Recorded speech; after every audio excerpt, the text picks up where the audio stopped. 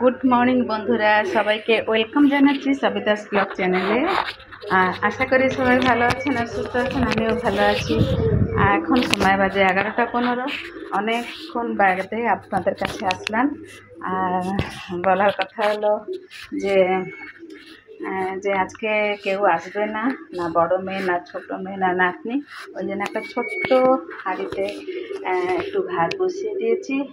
আর কিছু কিছু তরকারি ফ্রিজে আছে, আর একটু মাছ আছে, পার্শে মাছ। ওইটা দিয়ে আমি আজকে একটু আলু দিয়ে তরকারি করব।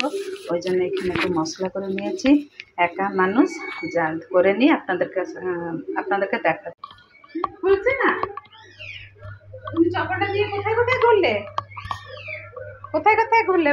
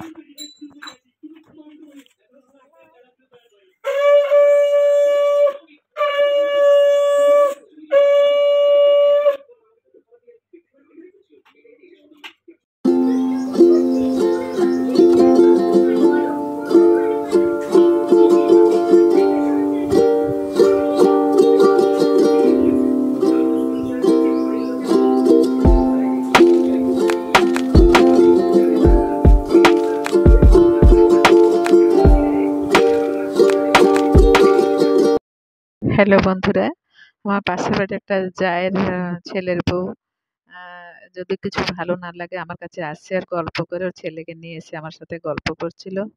আর তারপরে ও চলে যাওয়ার পরে আমার মেয়ে চলে আসলো হসপিটাল থেকে।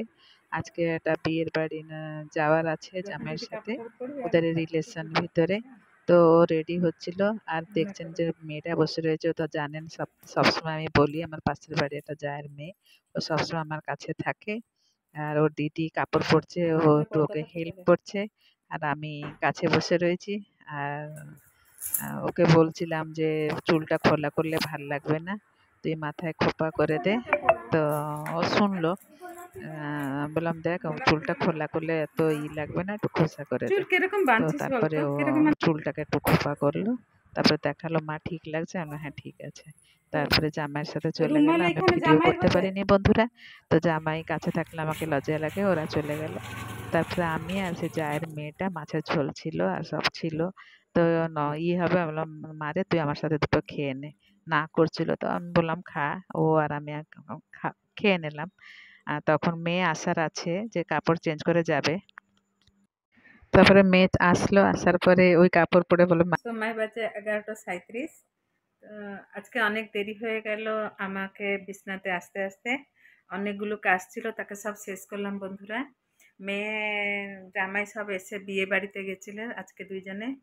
আর ওই জন্যে আসার পরে এখানে কাপড় টাপড় চেঞ্জ করলো, আবার ড্রেস চেঞ্জ করে বাড়ি গেল। তো তারপরে ঘর দর গোছানোর পরে আমি খেয়ে নিয়েছিলাম। ওরা যখন বিয়ে বাড়ি গেছিলো আমি তখন খেয়ে নিয়েছিলাম। তারপরে ওরা বিয়ে বাড়ি থেকে এসে চেঞ্জ চেঞ্জ করে গেল। তারপরে আমি একটু ঘর দর পরিষ্কার করলাম। তো এখনই যাচ্ছি ঘুমোবো। তো সবাইকে গুড নাইট জানাচ্ছি। আজকের মতন এখানে রাখছি বন্ধুরা। সবাই ভালো থাকুন আর সুস্থ থাকুন।